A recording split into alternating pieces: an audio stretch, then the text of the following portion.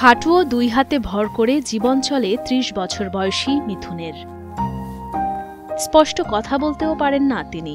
অভাগা মিথুনের মা মারা যাওয়ার পর বাবাও বিয়ে করেন অন্যত্র। এমনকি আপন দুই বোনও খোঁজ নেয় না প্রতিবন্ধী ভাইয়ের। সর্বহারা মিথুনের আপন বলতে বৃদ্ধা নানি গোলেজা খাতুন ছাড়া নেই কেউ। সকাল থেকে সন্ধ্যা পর্যন্ত তোর কষ্টের জীবন, আমি চিরকাল বাঁচিয়েও থাকবো না যে ওদের টাইনিয়ে কিছু নিয়ে বেড়াবার নেই, ওর দেখবি কি ডর কোনো নেই।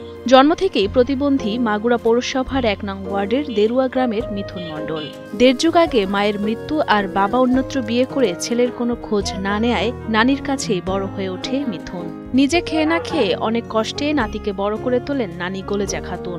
ওর হইলে মা মারা গেছে 18 বছর আগে, তারপরে তো আমার কাছে থাকে।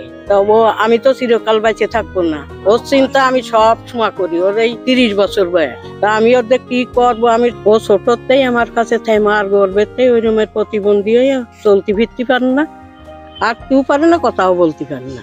মিথুনের সমবয়সীরা সবাই ব্যস্ত ঘর সংসারে, কিন্তু মিথুনের জীবন রয়ে গেছে সেই একই রকম। ৩০ বছরে ভাগ্যের পরিবর্তন হয়নি তার। ভিক্ষাবৃত্তি নয়, কেউ খুশি হয়ে টাকা দিলে তা দিয়ে কোনো রকমে চলে নানি নাতির জীবন। বাপ নিয়ে গেছে বাইরে দূরে খেতে দিচ্ছে, দিন ওই সারাদিন ওই রকম নিয়ে রাস্তা রাস্তা ঘুরে করে ভিক্ষা করে না। কেউ যদি খুশি হয় কিছু দেয়, নাহলে না। সে আমার দোকানে আসা যাওয়া করে, হাঁটুর পার ভর দিয়ে, তার কোনো ইনকামের কোনো ব্যবস্থা নেই।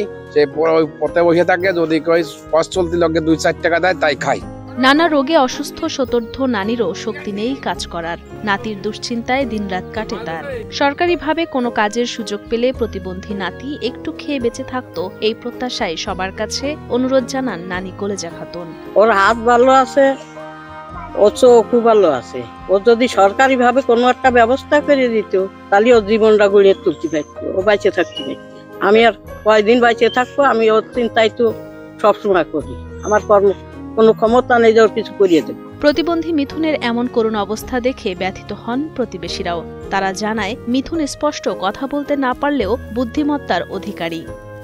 অর্থের অভাবে শিক্ষাগত কোনো যোগ্যতা নেই, তবে নিজের নাম লিখতে পারা সহ হিসাব নিকাশ বেশ ভালোই বোঝেন মিথুন।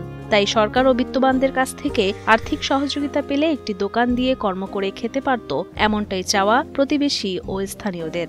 ছোটবেলাতে নানি বাড়ি থাকে, তা ওর নানি দেখাশোনা, নানি এখন বয়স হয়ে গেছে। কোন সময় থাকে কোনো মামা থাকে বাইরে চাকরি করে, দেহি ভালো বসে থাকে যে 24 ঘন্টাই আমাদের দ্বারাই বসে থাকে, ওর কোনো ইনকাম টাম নেই। সরকারি ভাবে যদি আপনারা সহযোগিতা করে দিতে পারেন, তাহলে নিজের একটা ও চলাফেরা খাতে পারবে। ওই নানির কাছেই থাকে, ওই আমুর রাইতে একটু দোকানে যায়, আর সারাদিন হেনেই থাকে, আমুর রাইতে সবারই কষ্ট লাগে।